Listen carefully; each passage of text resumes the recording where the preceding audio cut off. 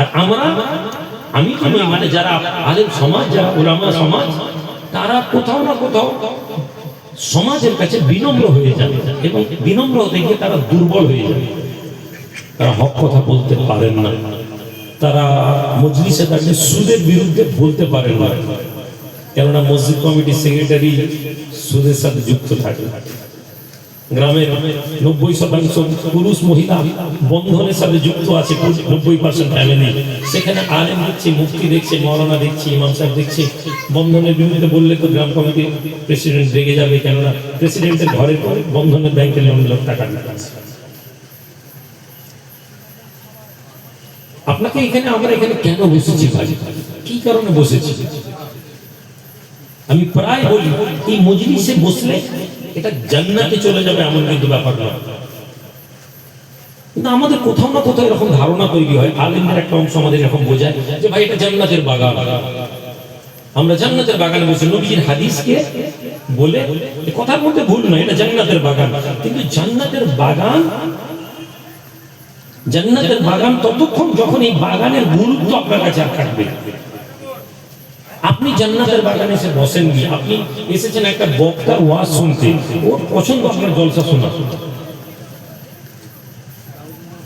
যদি এটা জান্নাতের বাগান হতো, আপনি যদি এটাকে বিশ্বাস করতেন জান্নাতের বাগান, আপনি সারা রাত 1 সেকেন্ড করতেন না। কিন্তু আপনি আধ ঘন্টা বসার পরে আপনাকে ভালো লাগে উঠে চলে যাবে। যদি এটা জান্নাতের বাগান আপনি বিশ্বাস করতেন, তাহলে আপনি মজলিস থেকে সরতেন না। তাহলে ধর্মের গুরুত্ব জানানোর জন্য এই মজলিস করা, দ্বীনকে শেখানোর জন্য এই মজলিস করা। ধর্ম কি, দ্বীন কি? আপনার এলাকার আপনার একটা 5 বছরের ছেলে, তার হাতে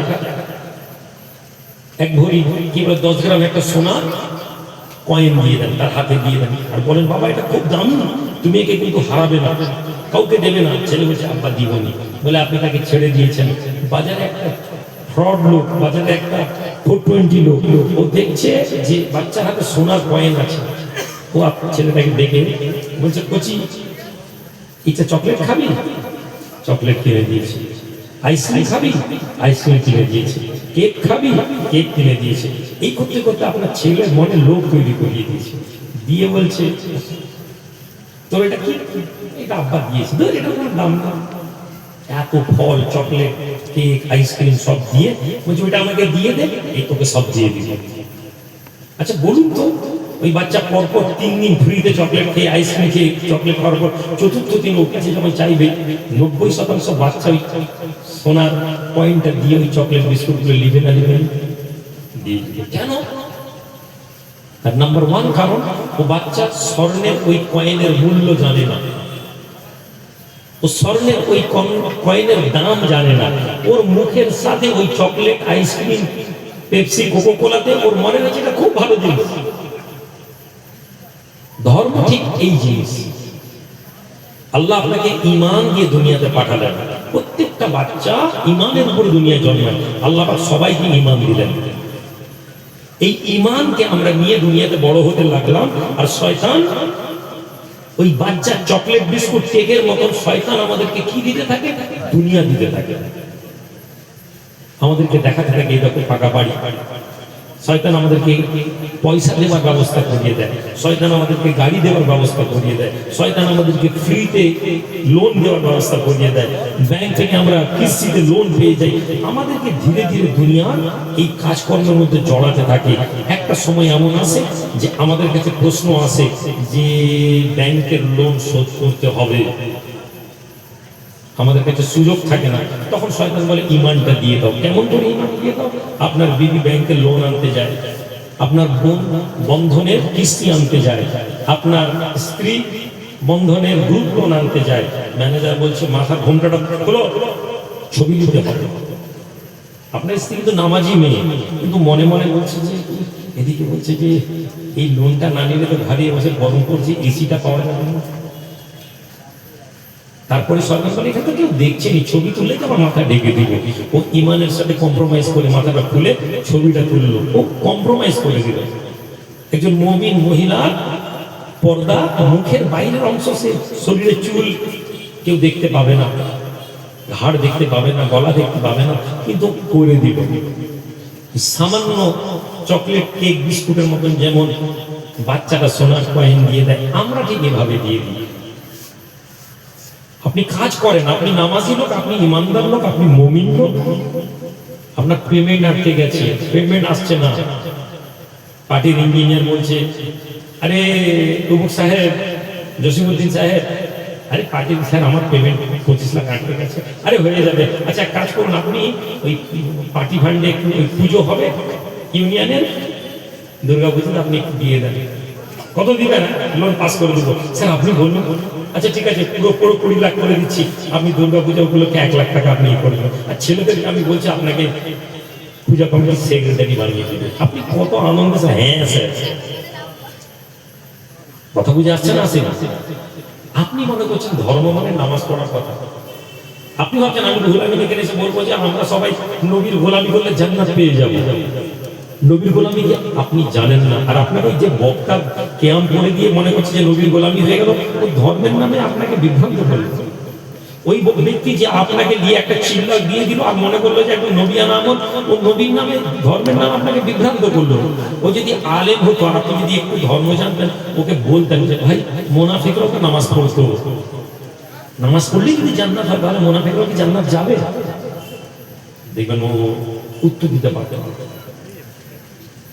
আপনি বলুন, হুজুর মৌলানা সাহেব আপনি তো কিয়াম করছেন একদম নবী দিবসে, একদম মোটরসাইকেলকে নবীকে দামান নাহি ছড়েঙ্গে করে স্লোগান দিচ্ছেন। ও মুনাফিকরাও তো বলতো নবীকে ছাড়বো না, মুনাফিকরা তো বলতো আমাদের মাঝে সবচেয়ে একজন ভালো লোক এসেছেন, নবী এসেছেন, রাসূল এসেছেন। আল্লাহ বলেন ইজা জাআকাল মুনাফিকুনা ক্বালু নাশহাদু ইন্নাকা রাসূলুল্লাহ। এই নবী মুনাফিকরা এসে আপনার কাছে সাক্ষ্য দিবে যে আপনি আল্লাহর রাসূল। তারা বলবে আমরা সাক্ষ্য দিচ্ছি আপনি আল্লাহর রাসূল। আপনিও সাক্ষ্য দেন নবী জিন্দাবাদ, নবীর আমরা গোলাম, বিশ্ব নবী দিবস, আপনিও সাক্ষ্য দেন, মুনাফিকরাও দিত। তাহলে আপনার সাক্ষ্য মুনাফিকের সাক্ষ্যের মধ্যে পার্থক্য আছে না নেই, এটা আপনি জানতে হবে। সম্মানিত হাজিরিন, আল্লাহ পাক নবীকে পাঠিয়েছেন, বাআসা ফিল উম্মিয়িনা রাসূলাম মিনহুম ইয়াতলু আলাইহিম আয়াতি। নবী এসে তাদের কাছে আয়াত পড়বেন, তেলাওয়াত ওয়াইযাক্কিহিম, নবী এসে পবিত্র করবেন, পাক করবেন। কি দিয়ে পাক করবেন? জামা তো আমাদের পাক, টুপি তো পাক, আতর লাগিয়েছি, গা পরিষ্কার, কিন্তু অন্তর। ইন্নাল্লাহা লা ইয়ানজুরু সুওয়ারিকুম বাল ইয়ানজুরু কুলুবাকুম।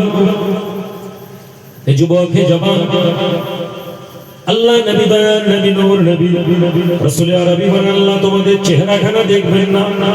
হে বান্দা, যুবক, তুমি কত দামি জামা পরেছো, কত ভালো পাগড়ি লাগিয়েছো, কত সুন্দর আমামা পরেছো, আল্লাহ পাক তা দেখবেন না।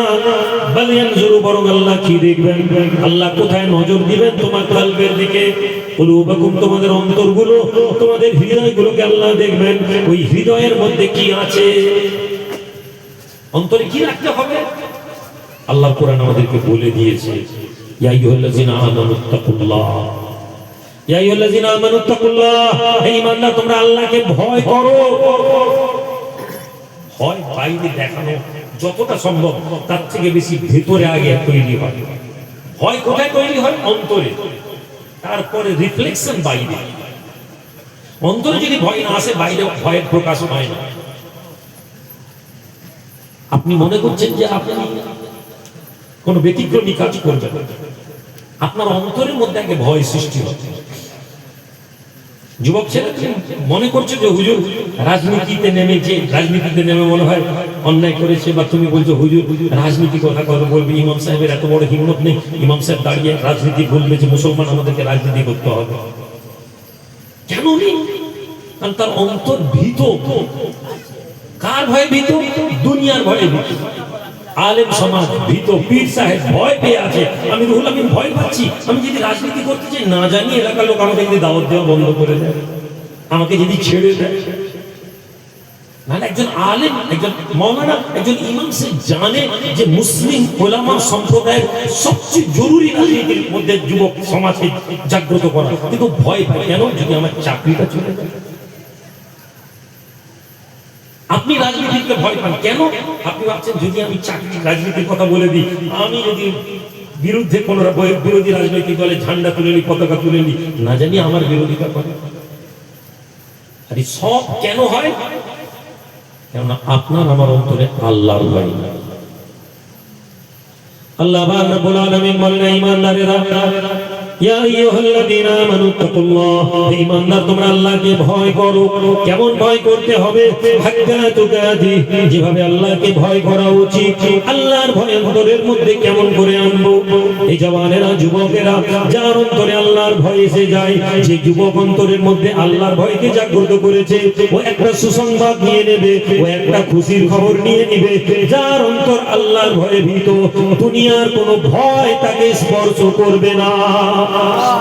জোরে বলবো না? দুনিয়ার কটা ভয়? অসংখ্য ভয়। ব্যবসা করতে গেলে মহাজনের ভয়, ব্যবসা করতে গেলে খদ্দারের ভয়, না জানি খদ্দার চলে যাবে, না জানি মহাজন টাকা দিবে না। দুনিয়ার ভয় কিসের? ব্যবসা। রাজনীতি করতে গেলে পার্টির ভয়। আপনি সরকারের রাজনৈতিক দল আছেন, তখনও ভয়, না জানি আমার সিনিয়র নেতৃত্ব আমাকে পদ থেকে সরিয়ে দেয়। বিরোধী রাজনৈতিক দল, না জানি সরকারি দল, পুলিশে যে আমাকে ঝামেলা করে দেয়। দুনিয়াতে আপনি যদি আল্লাহর ভয় ছেড়ে দিয়ে অন্তরে রাখেন, তাহলে প্রতি পদে পদে আপনার ভয় আর ভয়, প্রতিটি পদক্ষেপে আপনি ভয় পাবেন। আমি একথা বলছি না যে ভয় হবে না, ভয় আসবে, ভয় আসা উচিত। কেননা আল্লাহ আমাদের অন্তরে ভয় নামক একটা জিনিসকে দিয়েছেন। কিন্তু যখন আল্লাহর ভয় এসে যাবে অন্তরে, তখন এই ভয় আপনাকে দীর্ঘ সময় প্রভাবিত করবে না। সুবহানাল্লাহ বলবো না? একটা ভয় অন্তরে যদি আনি, বাকি সব ভয় আমার বাইপাস হয়ে যাবে। একটা ভয় আনলাম না, হাজারটা ভয় আমার অন্তরে। ইমাম আহমদ ইবনে হাম্বল রাহমাতুল্লাহ আলাইহি বুড়ো হয়ে গেছে, বৃদ্ধ হয়ে গেছে। খালকে কোরআনের মাসলা, কোরআন কি শেষ হয়ে যাবে না কোরআন থাকবে? কোরআন মাখলুক না কালামুল্লাহ, একথা আমরা জানি না। আপনি মাসলার ব্যাপারে আপনার ধারণা নেই, আলেম বুঝতে পারবে। আপনার মুখ্যমন্ত্রী বলছেন কোরআন শেষ হয়ে যাবে, আমার কাজ শেষ হবে না। আপনি বলছেন হুজুর রাজনীতির কথা বলছে কেন? আপনি বলছেন হুজুররা রাজনীতি করবে কেন? আপনি এই কথা কোনোদিন বলেছেন আল্লাহর বান্দা যে আমি পার্টিটা করতে পারি, আমার নেত্রী, আমার নেতা এ কথা কেন বলবে যে কোরআন শেষ হয়ে যাবে? আমি এটা প্রতিবাদ করলাম। আপনি যদি এই ঈমান নিয়ে আপনি শিপে তৃণমূল করেন, আপনি জেনে নিন আপনি একজন ভালো রাজনীতিবিদ। আপনার তৃণমূল করা নিয়ে আমার কোনো দুঃখ নেই ভাই। কে বলেছে যে আমি রুহুল আমিন, আমি রাজনৈতিক দল করেছি মানে আমার ঝান্ডাটা ধরতে হবে? জি না। যদি ধর্মের কথা আমি না জানতাম, তাহলে আমি কথা বলতাম না। কেননা আপনার মাথায় এটা ঢুকিয়ে দিয়েছে যে হুজুররা রাজনীতি করবে। আপনার মাথায় এটা ঢুকিয়ে দিয়েছে মুসলমানদের ভোট কেটে দিবে, বিজেপির হয়ে কাজ করছে। ঠিক আছে, আমি আপনার কথা মেনে নিলাম, কিন্তু আপনার কি এই প্রশ্ন করা উচিত ছিল না? আপনার নেতা কি আপনাকে গ্যারেন্টি দিবে? যে নেতাকে আপনি পার্টিকে ভোট দিচ্ছেন, আপনার পার্টি কি গ্যারেন্টি দিবে যে ও বিজেপিতে যাবে না? আপনি যদি দায়িত্ব নেন, আমি রাজনীতির কথা ভাববো। আপনি কি দায়িত্ব নেবেন যে বিজেপি প্রার্থীর বিরুদ্ধে আপনি এত গালাগালি করছেন, ওই বিজেপির প্রার্থীকে আগামীকাল আপনাকে দাদা দাদা জিন্দাবাদ এই কথা বলতে হবে না? আপনি হুজুর রাজনীতির কথা কেন বলছেন? যুবক, তোমার এখানে রাজনীতির প্রশ্নই নেই। এখানে প্রশ্ন অস্তিত্বের প্রশ্ন, ঈমানের প্রশ্ন। আমি রুহুল আমিন, আমি তো রাজনীতিতে আসতেই চাইনি, এই কথা তো আমি একাধিকবার বলেছি। তোমরা যদি দিনের ঝান্ডাটাকে, নেতৃত্বের ঝান্ডাটাকে তুলে নাও, তোমরা দেখবে না আমি রাজনীতির ময়দানে নেই ইনশাআল্লাহ। আমাকে তো আল্লাহ এই কাজের জন্য স্পেশাল পাঠানো। কিন্তু যখন তুমি এটা বুঝতে পারছো না যে তোমার ঈমান ওই রাজনীতির ময়দান থেকে কেড়ে নেওয়ার পরিকল্পনা চলছে, তখন আমি যদি মুখ না খুলি, আমি আল্লাহর কাছে অপরাধী হয়ে যাব। আমি আল্লাহর কাছে অপরাধী হয়ে যাব। তুমি যে রাজনৈতিক দল করছো, সেই রাজনৈতিক দলের লোক আজকে সিপিএম থেকে তৃণমূল, কি বলে বিজেপি, বিজেপি থেকে তৃণমূল। আজকে যে লোকটা ময়নাতে এতদিন গাল দিচ্ছিল মুসলমানদেরকে, আজকে মুসলমানরা তাকে ভোট করবে। আর তুমি আমাকে বলছো আমি বিজেপি হয়ে কাজ করছি। তোমার নেত্রী কোরআন শেষ হয়ে যাবে বলেছেন, তুমি মনে করছো এটা কোনো পাপ হয়নি, কোনো অপরাধ হয়নি, এটা কোনো ভুল নেই। আহমদ ইবনে হাম্বলকে বাদশা বলেছে, এই আপনি বলে দিন কোরআন মখলুক, কোরআন শেষ হয়ে যাবে। চার ইমামের এক ইমাম ইমাম আহমদ ইবনে হাম্বল রাহমাতুল্লাহ আলাইহি বলেছিলেন কোরআন হচ্ছে কালামুল্লাহ। না না, কোরআন কোনদিন শেষ হয়ে যাবে না, কোরআন কেউ ধ্বংস করতে পারবে না। বাদশার রোসানলে বাদশার রোগাগের মধ্যে ইমাম আহমদ ইবনে হাম্বলকে ধরে আনা হয়। তোমার এত হিম্মত, বাদশার বিরুদ্ধে কথা বলো, তোমাকে ধ্বংস করে দেওয়া হবে, তোমাকে মেরে দেওয়া হবে। সাথ দিয়েছিল কে? আলেম সমাজ। আজও তো একদম হুজুরের ছেলেকে সম্মান করি, ভালোবাসি, রাজনীতিতে আসলে মেনে নিতে পারছি। তোমার মেনে নেওয়া, তোমার না মেনে নেওয়া যুবক, আমারও কিছু নয়। হয় আমি, তুমি আমার বিরোধিতা করছো, তুমি আমাকে বলছো আমি ভুল করেছি, ঠিক আছে, কিন্তু এটা মাথায় রাখো, ধর্ম যদি তুমি বুঝতে, তুমি দেখতে পেতে, তোমার উচিত ছিল প্রতিবাদ করা।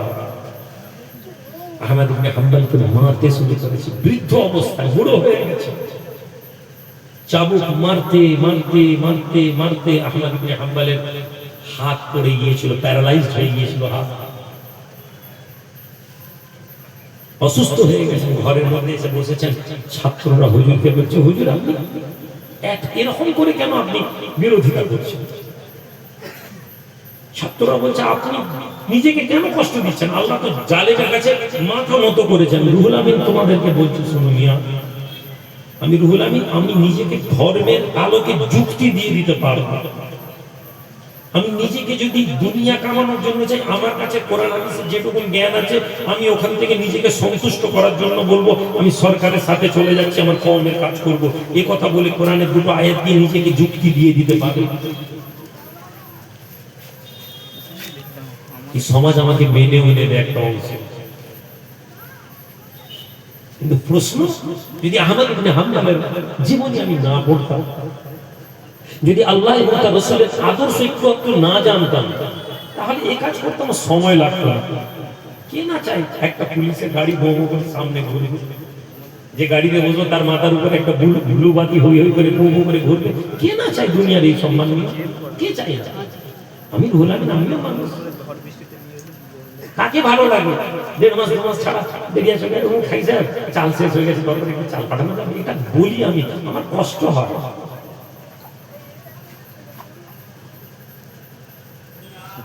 ক্ষমতার সাথে জুড়ে গেলে তোমার কাছে এক টন চালের কথা আবেদন করবো নি, মাসে 3 টন চাল লাগে, একে বলি তাকে বলি, এই কথা বললে গায়ে লাগে। ক্ষমতার সাথে জুড়ে গেলে একদিনে 30 টন চাল গাড়িতে দরবারে ঢুকে যাবে। সরকারকে যদি বলি আমার মেহমান খানা, আমার দরবার চাল পাঠিয়ে দেন তো, এমএলএ কে যদি বলি ও পাঠিয়ে দিবে, টাকা নিতে হবে না, মালিক চাইবো দিয়ে দিবে। এটা আপনিও জানেন, আমিও জানি। কিন্তু আমি এটাও জানি, এই সম্পদ, এই অর্থে আল্লাহ কোনদিন বরকত দিবেন না, আল্লাহ তাআলা এটা পছন্দ না। আহমদ ইবনে হাম্বলকে লোকেরা বলল, হুজুর এত কষ্ট করার কি দরকার? আপনি নিজেকে ধ্বংস করে দিচ্ছেন। ইমাম আহমদ ইবনে হাম্বলের ছাত্র কোরআনের দলিল দিচ্ছে 4 ইমামের এক ইমামকে। হুজুর আল্লাহ পাক কি কোরআনে বলেন, ওয়ালা তুলকু বিআইদিকুম মিনাত তাহলুকা, হে লোকেরা দুনিয়া জমিনে তোমরা নিজেদের হাতে নিজেরা ধ্বংস হয়ে করে দিও না, নিজেরা নিজেদেরকে ধ্বংস করে দিও না।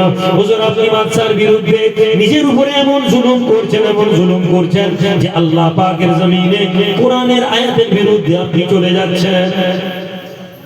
আল্লাহ কোরআনে বলেছেন, ওয়ালা তুলকু আইদিকুম বিল তাহলুকা, নিজেরা নিজেকে ধ্বংস করে দিও না। আলেম ছাত্র হুজুরকে বলছে, হ্যাঁ হুজুর বলতে পারতেন 70 বছর ঊর্ধ্বে একটা বৃদ্ধ মানুষ, আচ্ছা ঠিক আছে বাবা ফতোয়া দাও, দিয়ে দিচ্ছি, কোরআন কোরআন একদম শেষ হয়ে যাবে, এই কথা বলে দিচ্ছি, জান বাঁচানো তো ফরজ। কি এসে গেল পারছি, টুপিটা দুর্দান্ত, দেখলি মনে হচ্ছে সিপিএম এর প্রার্থী। কেন আগে কি সিপিএম করতে নাকি? বড় মুসিবতে পড়ে গেছে জীবনে। 500 মিটার হাঁটার অভ্যাস নেই, ভোটের জ্বালা দিদি 8 কিলোমিটার 6 কিলোমিটার হাঁটতে হচ্ছে। বেরিয়ে চোখে যুবক, তোমাদের উদ্দেশ্য করছি, যে রাজনৈতিক দল করো বলো তো, তোমার সমাজ থেকে একটা, তোমার দল তোমার সমাজ থেকে একজনকে এমএলএ তৈরি করবে, এটা কোনোদিন সম্ভব ছিল? আপনি যে রাজনৈতিক দল করেন, আমার আফসোস হয় আজকে আপনার সমাজ থেকে একটা ছেলে উঠেছে, আপনার সমাজ থেকে একজন ছেলেকে তোলার চেষ্টা করা হচ্ছে, আপনি বলছেন লোককে হারাতে হবে, আমার চাষটা ভাই তুই এমএলএ হয়ে যাবি। আল্লাহর কোরআন বলছে, আল্লাহ যে জাতির ভাগ্য, সে জাতির ভাগ্য পরিবর্তন করেন না, যে জাতির মানুষ নিজেরা নিজেদের ভাগ্য পরিবর্তন করার চেষ্টা করে। আজ আমাদের একটা নৈতিক কর্তব্য হবে, আমাদের ঘরের ছেলে দাঁড়িয়েছে, আমি যাই করি না কেন আমার পরিবারকে, আমার বিবিকে, আমার স্ত্রীকে, আমার মাকে, আমার বোনকে বলতে হবে আমাদের ঘরের ছেলে দাঁড়িয়েছে, আমরা দাঁড়াবনি তোকে। আজকে আপনি গেরিয়াচক থেকে এই মিশন চালু করবেন, আপনি দেখবেন একটা সময় আসবে গোটা সমাজ এই মিশনে দাঁড়াবে। হারজিত আল্লাহর হাতে, এটা আমি বিশ্বাস করি, কিন্তু প্রচেষ্টাকে আল্লাহ বান্দার ইখতিয়ার দিয়েছেন। আহমদ ইবনে হাম্বলকে ছাত্র বলতে, হুজুর আপনি কেন নিজেকে ধ্বংস করছেন? আপনি মেনে নেন, আপনি সাথ দিয়ে দিয়ে।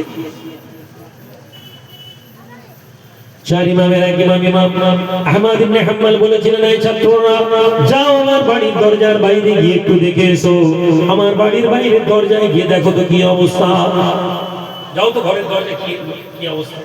ছাত্র গিয়ে দেখছে আলেম, মুফতি, মাওলানা কলম নিয়ে চুপচাপ বসে আছে। কি ব্যাপার? যে আমরা বসে আছি, না জানি ইমাম আহমদ ইবনে হাম্বল কি ফতোয়া দেন। ইমাম আহমদ ইবনে হাম্বল যে ফতোয়া দিবেন, আমরা ইসলামে দুনিয়া সেটাকেই সঠিক রায় মনে করি। সুবহানাল্লাহ, কত ইজ্জত আল্লাহ দিয়েছেন। ফিরে এলেন, হুজুর আলেম মাওলানা মুফতিরা বসে আছে আপনার ফতোয়া নেওয়ার জন্য। জবাব দিয়েছেন, এই লোকেরা, ছেলেরা আমার, এই আমার ছাত্ররা, আমি আহমদ ইবনে হাম্বল আমি মরে যাওয়া পছন্দ করি, কিন্তু আমি আল্লাহর কোরআনকে শেষ হয়ে যাবে এই কথা বলা পছন্দ করি না। আজকে আপনি বলছেন কোরআন শেষ হয়ে যাবে, আর আপনি বলছেন চুপ চুপ চুপ। আজকে আপনি কোন সমাজে আছেন, কোন দুনিয়া? এই দুনিয়া আপনার কাছে কতদিনের দুনিয়া?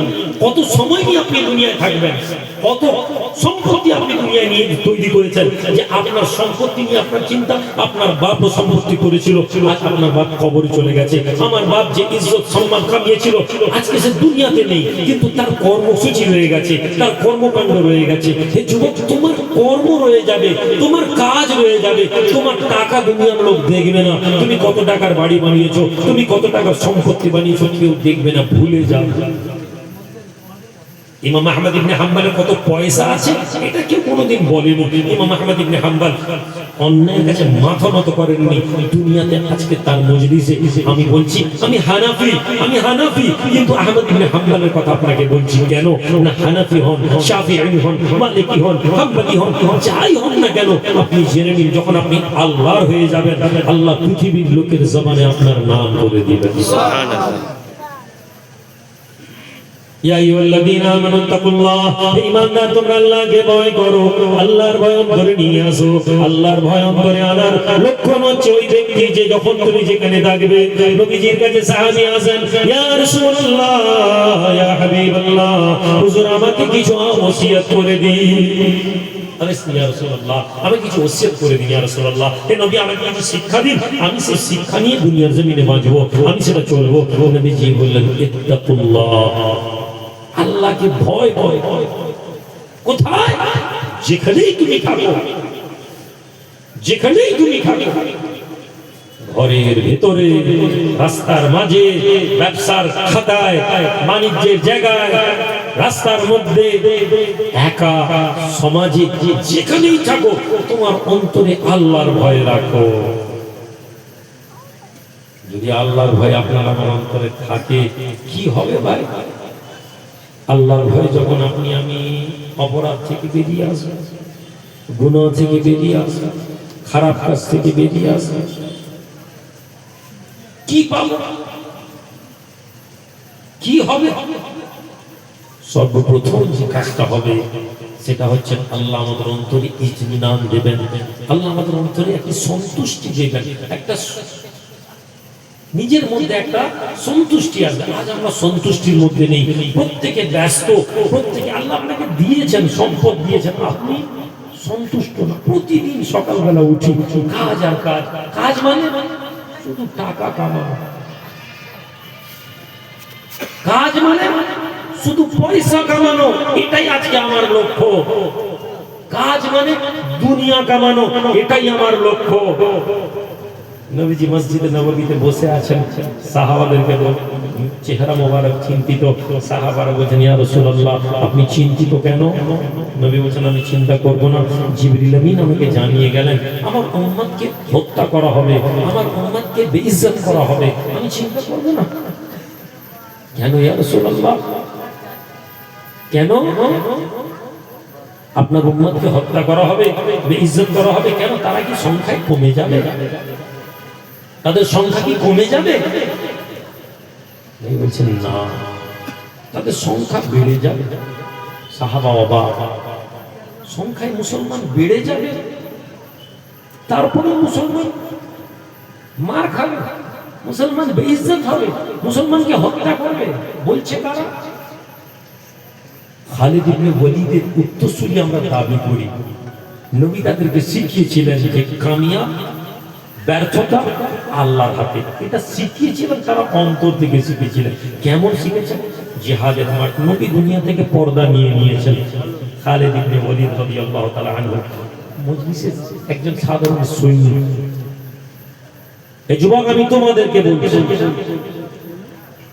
তুমি মনে করছো যে তুমি নামাজ পড়েছো বলে তুমি কামিয়াব। আলফা হাজী সাহেবের থেকে অনেক যোগ্য লোক হয়তো গ্রামে আছে, কোনো এক কারণে আমি তাকে দাঁড়াতে দিয়েছি। রাজনৈতিক সিদ্ধান্ত, দলের সিদ্ধান্ত, আমাদের সিদ্ধান্ত, ওর থেকে 100 গুণ বেশি নেতৃত্ব যোগ্যতা আছে, কিন্তু আপনি আইমা করেন। কিচ্ছু জানেন ভাই, সাথ দিব। আমি আপনাকে খালিদ ইবনে ওয়ালিদের ঘটনা বলি। এই যুবক আমি তোমাদেরকে ওয়াজ শোনাচ্ছি না, তোমাদেরকে কামিয়াব হওয়ার রাস্তাটা দেখাচ্ছি। যে খালিদ ইবনে ওয়ালিদ রাসূলুল্লাহ সাল্লাল্লাহু আলাইহি ওয়াসাল্লাম বলেছেন সাইফুল্লাহ, আল্লাহর তলোয়ার। মুতার লড়াই জর্ডনে আমি গিয়েছি, যেখানে মুতার লড়াই হচ্ছিল, যেখানে যে খালিদ ইবনে ওয়ালিদের হাতে তলোয়ার তুলে দেওয়া হয়েছিল। কে খালিদ ইবনে ওয়ালিদ? সাইফুল্লাহ, আল্লাহর তলোয়ারগুলোর মধ্যে থেকে একটি তলোয়ার হচ্ছে খালিদ ইবনে ওয়ালিদ। যে যুদ্ধে যান জিতে যাবে, যে জিহাদে যান জিতে যাবে। নবী বলেছিলেন সাইফুল্লাহ আল্লাহর তলোয়ার। মুসলমানদের এমন একটা কনফিডেন্স লেভেল হয়ে গেল যে খালিদ ইবনে ওয়ালিদ যে জিহাদের কমান্ডার, আমরা জিতে। আল্লাহ নবী দুনিয়া থেকে চলে গেলেন, আবু বকর সিদ্দিক খালিদ ইবনে ওয়ালিদকে কমান্ডার বানিয়েছেন। ওমর এলেন, আবু বকর খালিদ ইবনে ওয়ালিদকে কমান্ডার পদ থেকে নামান। কেন? আরে মুসলমানরা বলছে খালিদ ইবনে ওয়ালিদ যুদ্ধের মাঠে আসবেন, আমরা জিতে যাবো। এই কি কথা? জিত আপনি আল্লাহর পক্ষ থেকে, খালিদ ইবনে ওয়ালিদকে দেখে বলে হারবো না। কথা ঠিক বলছেন না ভুল বলছেন? আবু বকর সিদ্দিক বলছেন ওমর আমি তো পারবো না। নবী যাকে তলোয়ার দিয়েছেন, নবী যাকে সাইফুল্লাহ বলেছেন, আমি ওকে কমান্ডারের পদ থেকে নামাতে পারবো না। তুমি এখানে এসেছো দিন জানতে, দিন শোনো। কপাল কালো করে ফেলেছে নামাজ পড়ে পড়ে, অন্তরের মধ্যে কোনো পরিশুদ্ধতা নেই।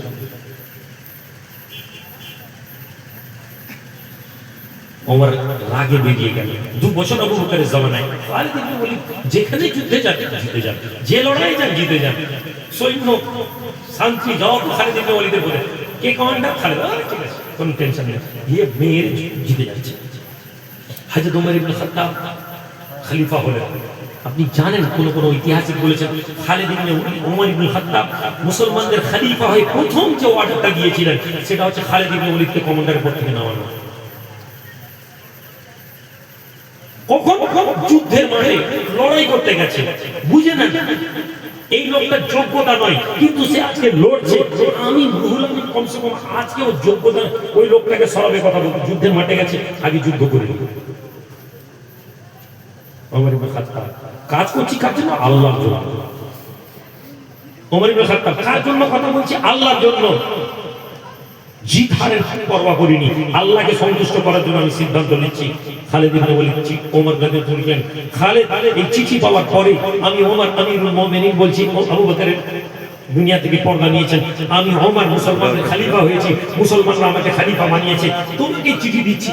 এই চিঠি হাতে পাওয়ার সঙ্গে সঙ্গে তুমি মুসলমানদের আর কমান্ডার থাকবে না, তোমার কমান্ডারের পদ তুমি অমুক ছেলেকে দিবে। কাকে? খালিদ ইবনে ওয়ালিদের আন্ডারে একজন যুবক ছেলে সৈন্য। খালিদ ইবনে ওয়ালিদের আন্ডারে একজন সৈনিক, তার নাম ওমর লিখে দিয়েছেন, তুমি একে কমান্ডারের দায়িত্ব দিয়ে দিবে। যুদ্ধ চলছে, রাতের বেলা খালিদ ইবনে ওয়ালিদের হাতে চিঠি এসেছে। কল্পনা করছেন মানসিক ভাবে কত বড় টর্চার এটা, মানসিক ভাবে কত কষ্টের কথা। আজকে আমি বললাম এত কাজ করছি, এত কাজ করছি, আমাকে কেউ সরিয়ে দিয়ে আমার জায়গায় আমার নেতা যদি কাউকে বসিয়ে দেয়, আমি অন্তত পক্ষে কি করবো? আমি নিজে বসে যাবো। এটা আমরা করি, আচ্ছা ঠিক আছে আপনার বিরোধিতা করবো না, আমি বসে গেলাম। যুবক আমি বললাম, আমি যদি রাজনীতি করতে আসতাম, তুমি বসে গেলে ঠিক, তুমি জানো আমি যদি হুজুর হয়ে দুনিয়া কাটিয়ে দিই, আল্লাহ আমার দুনিয়া আমাকে যে রাস্তা দিয়েছেন, আল্লাহ আমার কোনো অভাব রাখবে না। কিন্তু যুবক, তোমাকে খালিদ ইবনে ওয়ালিদের জীবনী পড়ানোর আগে আমি এই জীবনী পড়েছি, তোমাকে কোরবানি দেওয়ার আগে আমি কোরবানি করেছি। এই জাতির কাছে বিজেপির টাকা খেয়ে রাজনীতি করছে, এই কথাটা কত কষ্ট তুমি বুঝবে না, কেননা কোনোদিন কেউ আঙুল তুলে আমাকে কথা বলতে পারে না। 40 বছর 45 বছর আমার জীবনে, 5 বছরের পর থেকে আমার জ্ঞান আছে। আমার আব্বা 5 বছর বাংলাদেশে গেছি, 5 বছর বয়স আমার আম্মা বলতেন, বাংলাদেশে বসে আছে আহমদুল্লাহ হুজুর রাহিমাহুল্লাহ নিয়ে গেছে, বসে আছে, দাঁড়িয়ে আছে, হুজুর কেবলা বসে আছে, নানা বসে আছে বগুড়ার খানকানে। আমার নানা বলছে বসো নানা, চুপ করে দাঁড়িয়ে আছে, 5 বছর বয়সের ঘটনা। বসো না, চুপ। নানা বলছেন বাবা দামার নিয়ে এক কথা ছেলেটাকে বলি বসতে, বাপের বাইরে যাবে। আব্বা বলছেন বসো। সেই 5 বছর বয়স থেকে আমি আমার পিতার কাছ থেকে আদর্শ শিখেছি। আমার বাপ দুনিয়া থেকে যাওয়ার আগে আমাকে কথা বলেছেন, বলে আমি কখনো দুনিয়া কামাতে জীবন, আল্লাহ আমাদেরকে সব দিবেন, আমি তোমাকে দোয়া করছি সব দিবেন, কিন্তু কখনো দুনিয়া কামাতে যাবে না। আমার আল্লাহ কোনো আমার অভাব রাখে না। তুমি মিথ্যা অপবাদ দিলে এটা কষ্ট হয়, তুমি যখন ফেসবুকে লিখো এটা আমার শুনতে কষ্ট লাগে। রাজনীতির এই নোংরা চামড়া আমার গায়ে দেওয়ার কোনো প্রয়োজন নেই। খালিদ ইবনে ওয়ালিদকে যখন করবে তখন তোমার কোনো কষ্ট হবে না। রাতের বেলা চিঠি দেখলে, দেখে খবর নিয়ে ঘুমিয়ে পড়েছে। সকালবেলা গেলেন, গিয়ে বলছেন এই ছেলে শোনো,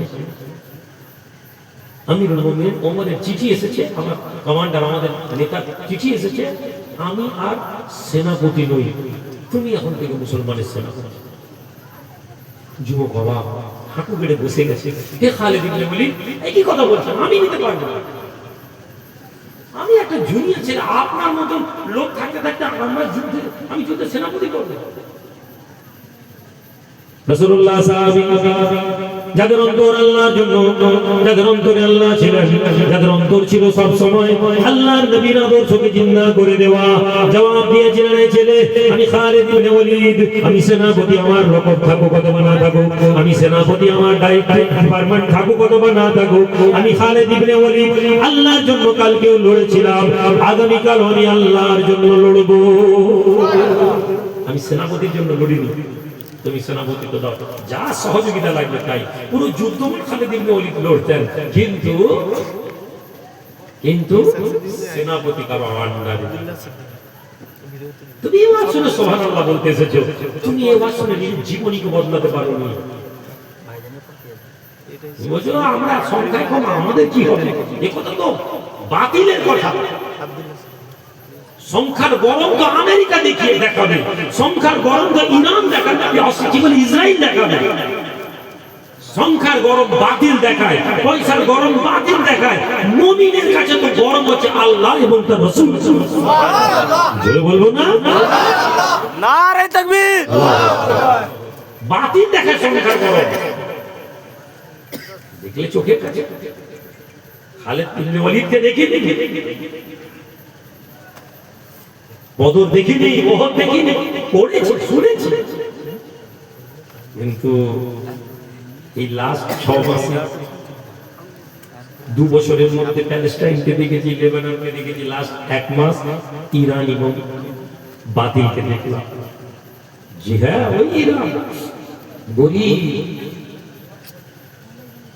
ওই ইরান যাদের কোনো টাকার মূল্য নেই, বাতিল যাদের কাছে বড় বড় বোম, এমন নাকি বোম আছে, এমন ঘরের মধ্যে একদম আপনি যে বিছানে ঘুমাচ্ছেন ওই বিছানের মধ্যে গিয়ে আপনাকে মেরে দিবে। ক্লাস্টার বোম, একটা জায়গায় পুরো ফুটো করে বোম ঢুকবে, মাটির তলায় 500 ফুট 300 ফুট 250 ফুট নিচে গিয়ে ওখানে ব্লাস্ট করে বাংকার ধ্বংস করে দিবে। কত বড় বড় টেকনোলজি। ইসরায়েল বলছে আমাদের সীমানা একটা পাখি ঢুকতে পারবে না।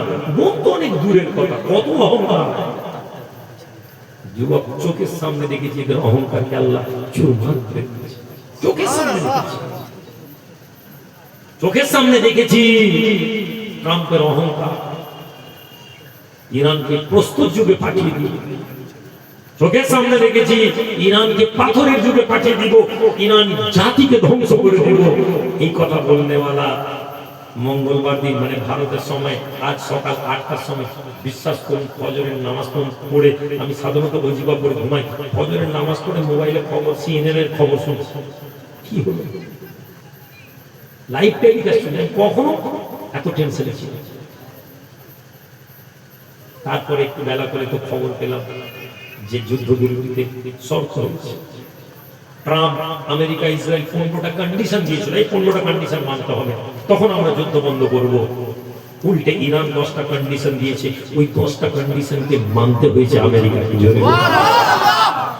পয়সা অহংকার কিসের?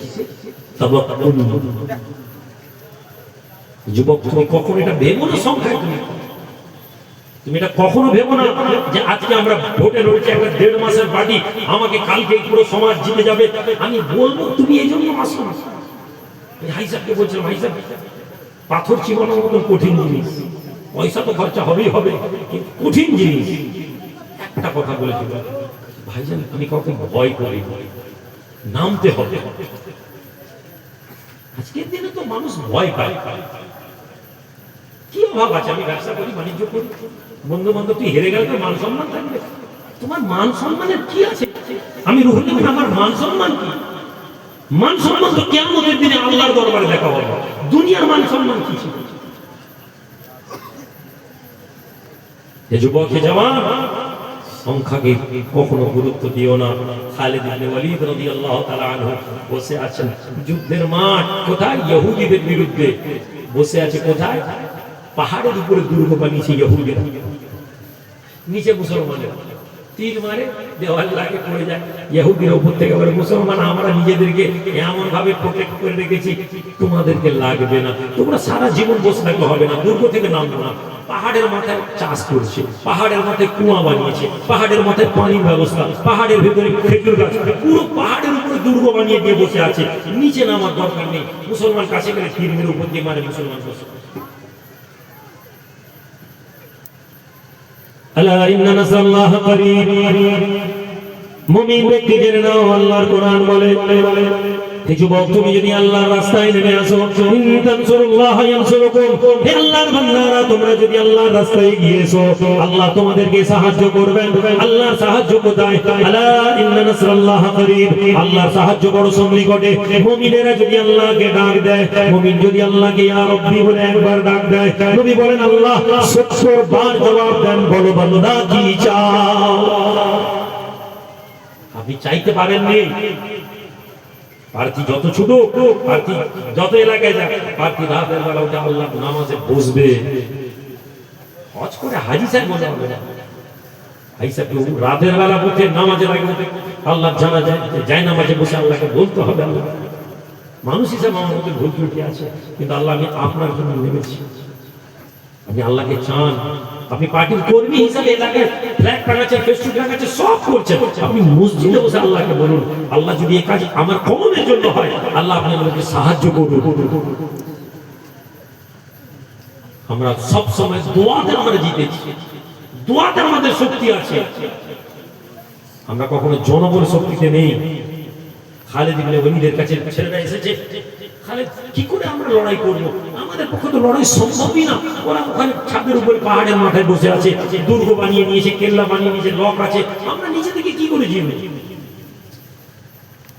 রাসূলুল্লাহ সাল্লাল্লাহু আলাইহি ওয়াসাল্লাম মুসলমান আল্লাহ পাক আমাদেরকে সাহায্য করবেন আগামী কাল থেকে মুসলমান তোমরা প্রত্যেকে আল্লাহর দরবারে নফল রোজা রাখো জোরে বলা যাবে না যুদ্ধের মাঠে এসেছি যুদ্ধের স্ট্র্যাটেজি বানাবো পাহাড়ে উঠতে পারছি না কি করে উঠবো স্ট্র্যাটেজি বানাচ্ছি কি খালেদ ইবনে ওয়ালিদ বলছেন কাল থেকে সব নামাজ রোজা রাখা শুরু করো রোজা রেখে খালেদ ইবনে ওয়ালিদ বলছেন বাবুর্চিকে বলছেন আমার সীমাতে আমার তাঁবুর ভিতরে আমার খাবারটা পাঠিয়ে দিই মুখের সময় এসে বসেছেন খাবারের ইফতারি নেই আশ্চর্য হয়ে গেছে আরে বাবুর্চি আমার ইফতারি দেয় ভুলে গেছে পরের দিন আবার রোজা আবার ইফতারি এসে বসেছেন দেখেন ইফতারি নেই রোজা রেখে যদি ইফতারি না হয় ভাবুন তো মানসিক ভাবে আপনাকে উত্তেজিত হবে বাবুর্চি দেখেছেন বুঝা নেই তুমি জানো আমি রোজা রাখছি বাবুর্চি জি তোমাকে ইফতারি দাও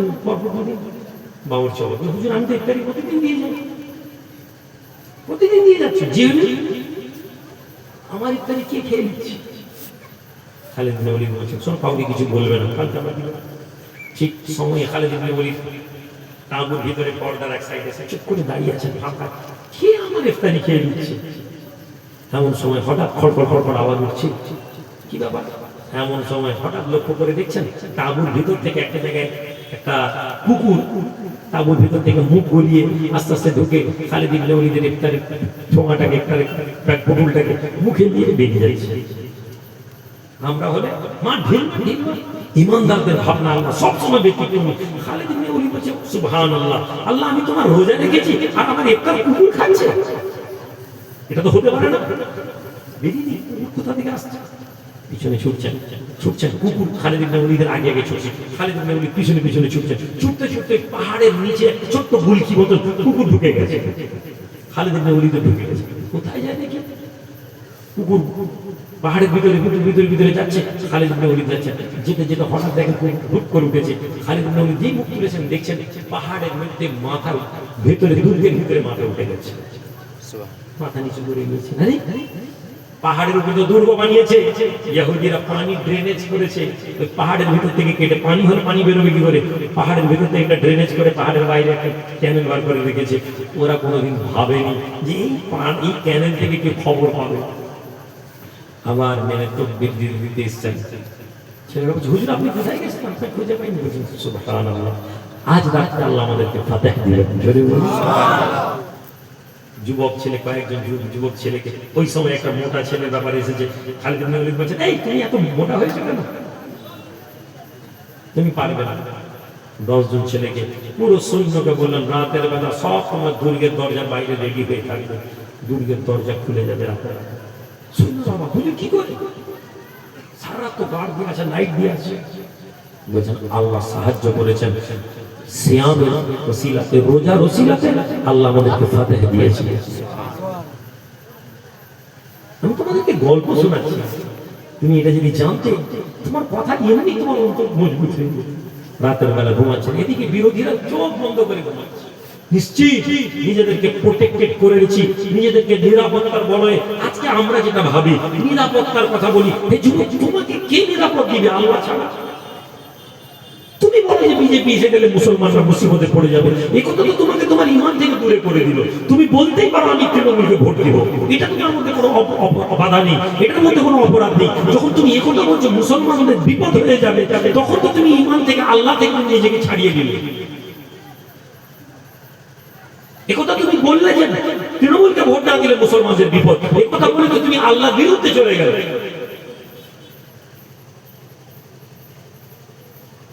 তুমি নিজেকে আল্লাহর বান্দা বলছো আর তুমি বলছো নিরাপত্তা দিবে তৃণমূল। 15 বছর আগে তৃণমূল ছিল না, 15 বছর আগে মুসলমানদের নিরাপত্তা ছিল না। তুমি যদি স্ট্র্যাটেজি বুঝো, বলে না ক্রোনোলজি, 15 বছর আগে একটা দল ছিল বাম, তারা মুসলমানকে বলতো আমরা আছি বলেই দাঙ্গা হয়নি, আমরা চলে গেলে দেখবে মুসলমানদেরকে কেমন কচু কাটা করে। আজকে সিপিএম এর যারা দুঃখ পাবেন না, আজ কোন মুসলমান সিপিএম কে যদি ভোট দেয়, ও ভোটটা পানিতে ফেলেছে। তোমার ভোটের গুরুত্ব আছে, তারা তোমার ভোটকে ভেঙে দিয়েছে, তোমাকে সিপিএম করতে বলেছে, তোমাকে কংগ্রেস করতে বলেছে, তোমাকে তৃণমূল করতে বলেছে। এই যুবক, তোমাকে তোমার ভোটকে এক জায়গায় আনতে হবে। তুমি তোমার ভোটকে সিপিএম কে দিলে আর মোটাকে দিলে একই ব্যাপার। তুমি যদি রাজনীতিতে ক্ষমতা চাও, তাহলে তোমাকে রাজনৈতিক হিসাব বুঝতে হবে। একটা ভোটের দাম আছে। তুমি 35 বছরের পুরনো দল, 15 বছরের একটা পুরনো দল, যাদের কোনো অস্তিত্ব নেই, যাদের কোনো গুরুত্ব নেই, তুমি আমি ভাই ভোটটা সিপিএম কে দিব। তুমি জাতির উন্নতি করার কোথায় ভেবেছো? তুমি যেমন তৃণমূলকে ভোটটা দেবে না, তুমি সিপিএম কে ভোটটা দিতে পারো না।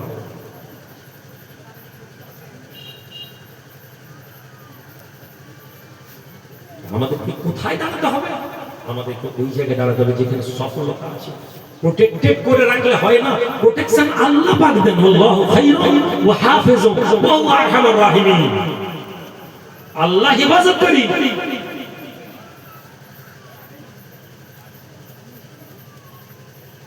বাতিলেরা নিরাপত্তা অর্জন করে, বাতিলেরা মোবাইলে অ্যাডভার্টাইজ দিয়ে একদম তোমাকে ভয় দেখাবে, বাতিলেরা দেখাবে এনআরসি হয়ে যাবে, বাতিলেরা দেখাবে এসআইআর হয়ে যাবে, বাতিল বলবে আমরা চলে গেলে তোমাদেরকে জেলে দিয়ে দিবে। তুমি এর পূর্বে তুমি ফেরাউনে, তোমার জাতি মুমিনরা ফেরাউনের মোকাবেলা করেছে, মুমিনেরা রোমের বিরুদ্ধে মোকাবিলা করেছে, মুমিনেরা পারস্যের বিরুদ্ধে মোকাবিলা করেছে। মুমিনরা যতক্ষণ আল্লাহ এবং তার রাসূলকে ধরেছে, আল্লাহ তাদেরকে কামিয়াবি দিয়েছেন।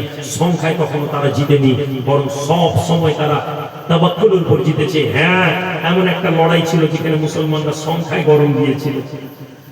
তারা বলেছিল আমরা তো এখন অনেক বেশি আছি, আল্লাহ মুসলমানদেরকে ডেটেছেন কোরআনে।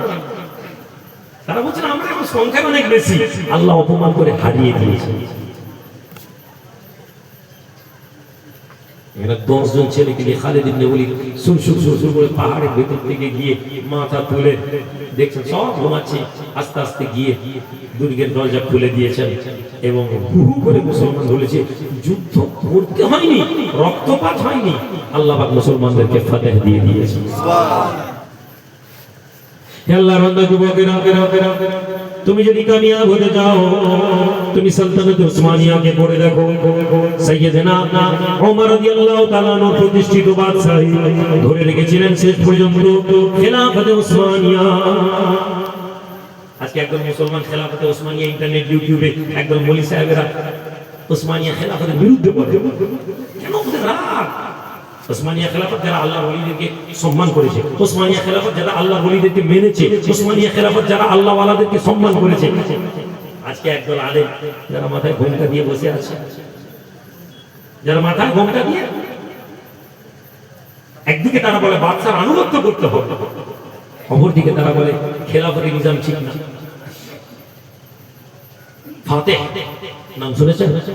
আমি ইস্তানবুলে যখন গেলাম, আমার ওখানকার ওরহান ক্লিক বলে একজন বন্ধু আছে, ওরা চেদিক বলে, ওরহান চেদিক, ওরহান চেদিক হচ্ছে আমার অনেক পুরনো বন্ধু। আমার সালা সাহেবকে যখন নিয়ে গেছি অবাক হয়ে গেছে, কি রে ভাই আপনি দুনিয়া যেখানে যান আপনার সব ওখানে মুরিদ আছে নাকি? সে আমার মুরিদ নয়, কিন্তু আমার সালা সাহেব দেখে অবাক। আমি আমার ফ্যামিলি, আমার সালার ফ্যামিলি, বাচ্চা কাচ্চা সবকে নিয়ে গেছি, তার ঘরে দেখেছি অবাক, পুরো মেহমান। আল্লাহ এক জায়গায় পরিচয় করেছেন আল্লাহর ঘরে, ভাষা জানেনি, কিছু নেই, সে মানুষ অজ্ঞান হয়ে গেছে। সে আমার সাথে ওখানে ঝগড়া করছিল, তুমি ইস্তানবুলে আসবে আর আমার ঘর থাকবে এটা। তার ঘরে গিয়েছে, বিল্ডিং, বড় বিল্ডিং, বলছে আমি কি গরিব মানুষ, আমার এই ঘর পড়ে আছে, এই ঘর পড়ছে, কত ঘর। এই ওরহান চেদিক আমাকে নিয়ে গিয়ে, আমি আমার সালা সাহেব ফেসবুকে মনে হয় দেখবেন, আমি ছবিটাও ছেড়ে রেখেছিলাম তখন, আছে না, অনেকে দেখেছি, দেখাচ্ছে। এই দেখো ইস্তানবুল, একদিকে ব্ল্যাক সি, একদিকে বসফরাস, এদিকে দুর্গ স্ট্রং, ওদিকে সমুদ্র।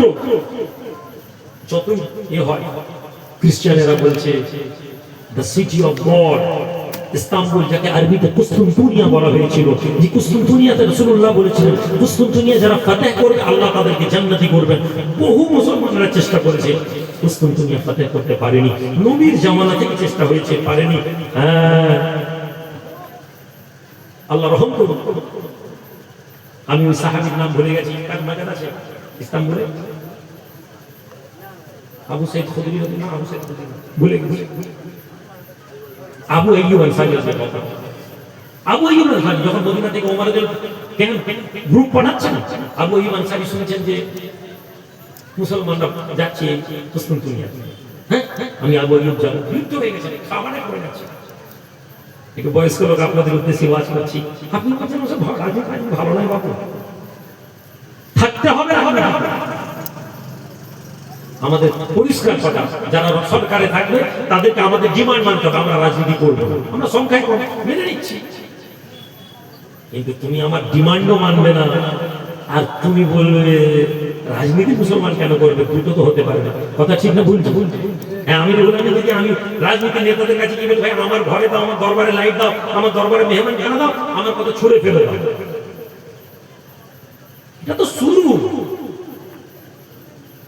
6টা সিট দিয়েছি শুধু মেসেজ দেওয়ার জন্য, শুধু এটা বার্তাটা দেওয়ার জন্য যে আমি লড়তে চাই না। আপনি যদি মনে করেন যে না আমরা গোলাম, বিজেপির ভয়ে আমরা মাথা মতো করে দিব,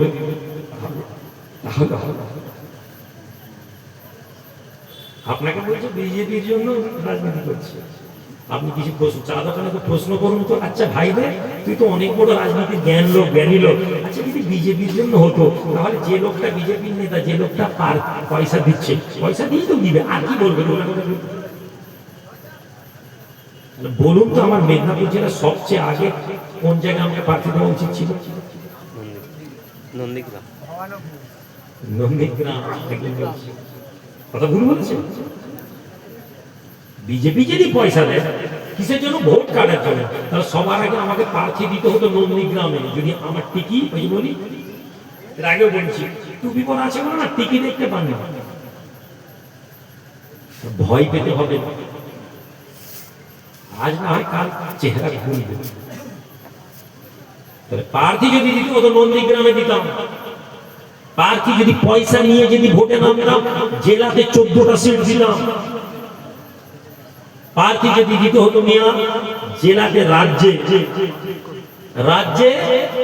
18 থেকে 19টা প্রার্থী এসেছে খালি ভোটে দাঁড়ানোর জন্য।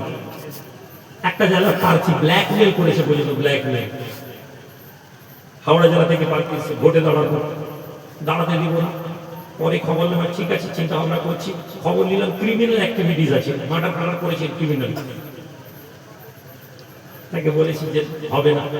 যে ছেলে, আমি তো কথা কম বলি, হবে না, সে কলকাতা আমার লিডারকে চিঠি লিখেছে, বলছে রুহুল আমিন সাহেবের বিরুদ্ধে অভিযোগ করবো, 10 লাখ টাকা আমার কাছ থেকে নিয়ে দিয়েছে, আরো 10 লাখ টাকা ডিমান্ড করছে, তাকে ভয় দেখাচ্ছে।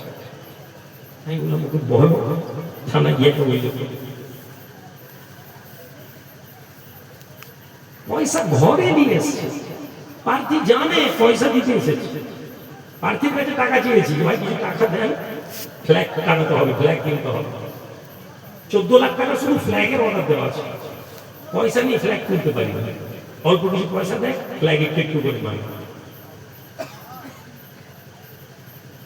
যে পয়সার জন্য হতো তো জেলায় 14টা প্রার্থী দিয়ে দিতে হতো। এর আগেও বলেছি শুধুমাত্র বিজেপিকে আটকানোর কারণে আমরা নিজেদেরকে গুটিয়ে নিয়েছি এই 5টা 6টা সিটে, যেখানে আমাদের সংগঠনের ছেলেরা আছে। কি বলেছি? জিততে পারবো না ঠিক আছে, কিন্তু হারানোর দায়িত্ব নিতে তো পারি, ইনশাআল্লাহ বলবো না। ইরান জিততে পারবে না আমেরিকার বিরুদ্ধে, এটা দুনিয়া জানতো, কিন্তু ইরান ডেটে দাঁড়িয়েছিল, রেজাল্ট দেখতে পাচ্ছে।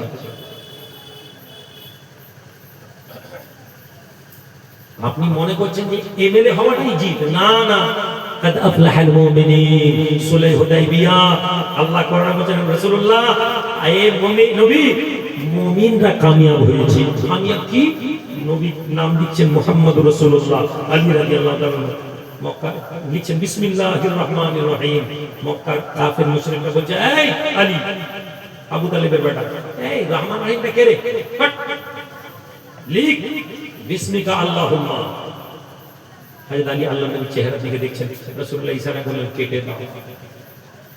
বিসমিকা আল্লাহুম্মা মুহাম্মাদুর রাসূলুল্লাহ। একজন বলছে, আরে মুহাম্মদকে যদি আমি রাসূল বলেই মেনে নিব, তাহলে এই ঝগড়া কিসের?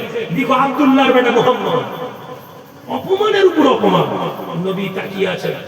আলী বলেন, ইয়া রাসূলুল্লাহ, আমি মুহাম্মদ রাসূলুল্লাহ কাটতে পারবো না। কলম কাগজে এগিয়ে দিয়েছেন, নবী নিজের হাতে কাটছেন। নবী রাসূল নন, পিছনে ওমর আছেন, আগুন হয়ে গেছে। আরে বাতিলের সব কথা মানছেন আপনি? আল্লাহ নবীর কাছে এসে, ইয়া রাসূলুল্লাহ, আপনি কি সত্যি আল্লাহ নবী নন? ছেলেটা মাঝে মাঝে বলে, আমাকে না ভাইজান 10টা সিট কেন দিচ্ছেন?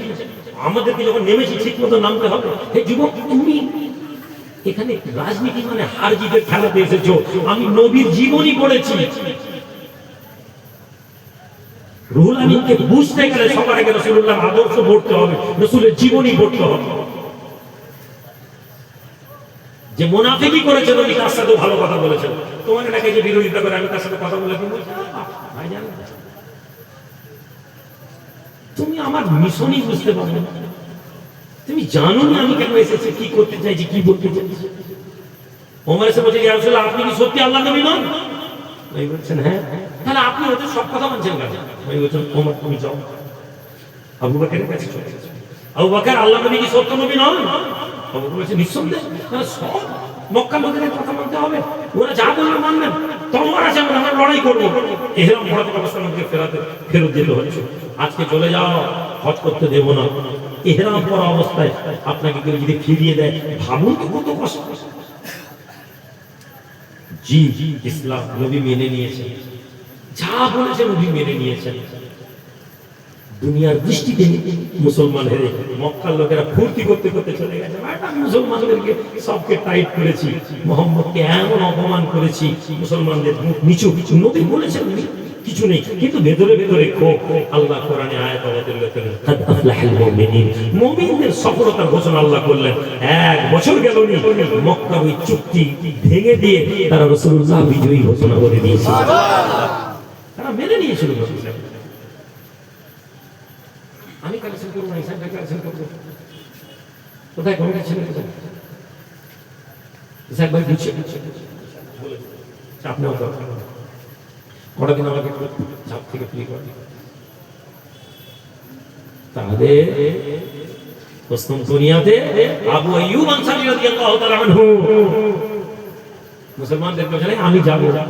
যাচ্ছে, রাস্তায় বুড়ো হয়ে গেছে। কোথায় মদিনা, কোথায় ইস্তাম্বুল, ইউরোপ, কতটা রাস্তা, 4-5 হাজার কিলোমিটার আনুমানিক রাস্তায়। শরীর ভেঙে গেছে।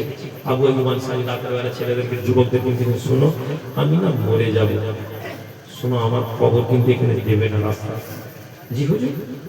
আল্লাহ নবীর সাহাবী আবু আইয়ুব আনসারী রাদিয়াল্লাহু তাআলা আনহু বলেছিলেন, হে মুসলমানেরা, আমি আবু আইয়ুব, আমি দুনিয়া জমিন থেকে বিদায় নিয়ে নেব, কিন্তু আমার লাশকে এখানে তোমরা কেউ দাফন করবে না, কাফন দেবে না।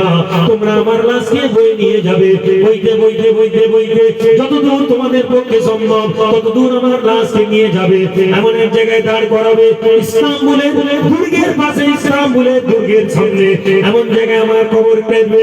যখন মুসলমানেরা বিজয়ী হয়ে যাবে, আমি আবু আইয়ুব কবরের ভিতর থেকে মুজাহিদদের ঘোড়ার আওয়াজটা আমি শুনতে পাবো। আমাকে এখানে লাশ আমার দেবে না, আমাকে এখানে কবর দিবে না, আমার লাশকে নিয়ে যাবে ইস্তাম্বুলের কুস্তুনতুনিয়া দুর্গের সামনে, যতদূর সামনে ওখানে আমার কবরকে দিবে। আর শোনো, আমি কবরের ভিতর থেকে শুয়ে শুয়ে মুজাহিদরা, নবী বলেছেন কুস্তুনতুনিয়া ফাতে হবে, নবী বলেছেন ইস্তাম্বুল দখল হবে, নবী বলেছেন মানে হবে, আজ না হয় কাল হবে। এই ছেলেরা, আমার লাশকে তোমরা কুস্তুনতুনিয়ার দেওয়ালের পাশে রাখো, যাতে আমি আবু আইয়ুব কবর থেকে শুনবো যেদিন মুসলমানেরা ঘোড়ার মধ্যে দিয়ে কুস্তুনতুনিয়া দখল করবে, তাদের পায়ের খুরের আওয়াজটা আমি কবর থেকে শুনতে পাবো। জোরে বলুন। স্বপ্ন নিজের জন্য দেখেননি, স্বপ্ন আমি জিতবো বলেননি, তোমরা জিতবে বলেননি, তিনি বলেছেন আল্লাহ বলেছেন মুমিনরা কামিয়াব হবে। তোমাদের লড়াই জারি থাকুক, কামিয়াব আল্লাহ যখন দিবেন তখন।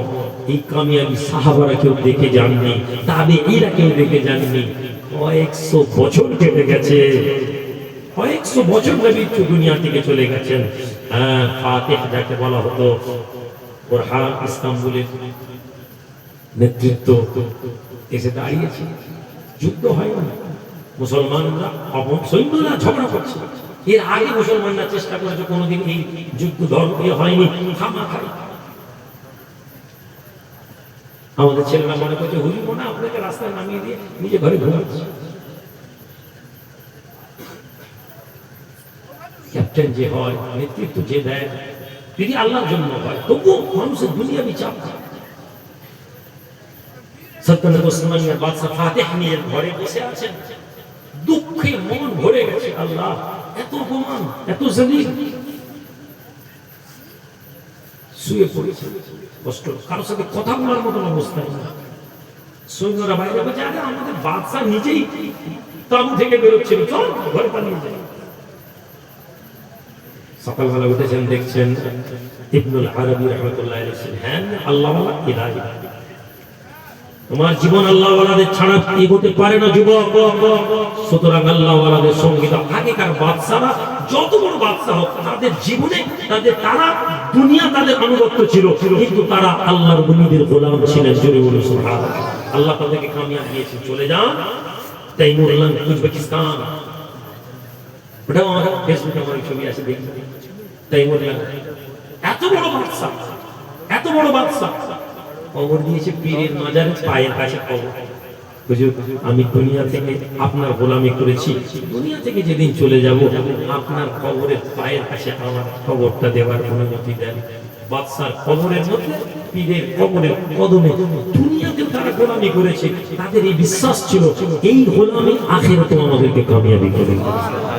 তোমার তো একটু পয়সা হয়ে গেলে ভাবনা ভাবনা, তুমি ভুলে যাও। যখন তুমি কষ্টের মধ্যে থাকো তখন তুমি মনে করো এই কষ্ট পার হয়ে গেছে, এমনি এমনি তোমার জন্য কেউ হাত তুলতে পারে, এই কথা তোমার বিপদের টাইমে তুমি মনে করো, কিন্তু তারপরে তুমি তোমার এই ইহসানি ভুলে যাও। তুমি মনে করো আমি আমার সমস্যা নিজে মিটিয়ে নিয়েছি। এটা বনি ইসরাইল করেছে, ইহুদিরা এটা করতো। বিপদ পড়লে তারা আল্লাহকে বলতো, কিন্তু বিপদ শেষ হয়ে গেলে তারা বলতো আমার অসুবিধা নেই। তোমার মুসিবতের সময় তুমি মনে করছো মুসিবত কেটে যাওয়ার কথা মনে করছো, কারণ তুমি নিজে নিজে তুমি এই মুসিবত কাটিয়ে দিয়েছো। তুমি যদি হাক্কানি মানুষের সঙ্গে নিজেকে অন্তর থেকে জুড়ে রাখতে, তুমি দুনিয়ায় অপমান হবে না, আখিরাতে হবে না ইনশাআল্লাহ। বাদশা বেরিয়েছেন, আবু আইয়ুব আনসারী কি বলে, বাদশা বেরোচ্ছেন, দেখছেন ইবনুল আরবি রাহমাতুল্লাহ আলাইহি এগিয়ে এসেছেন। কি ব্যাপার হুজুর? কষ্টের মধ্যে এই ব্যাপার আল্লাহর নবীর হাদিসে মাথায় রেখে গিয়েছে। বলেন শোনো, গতকাল রাতে আমাকে আবু আইয়ুব আনসারী খাবে এসেছিলেন। জোরে বলুন সুবহানাল্লাহ।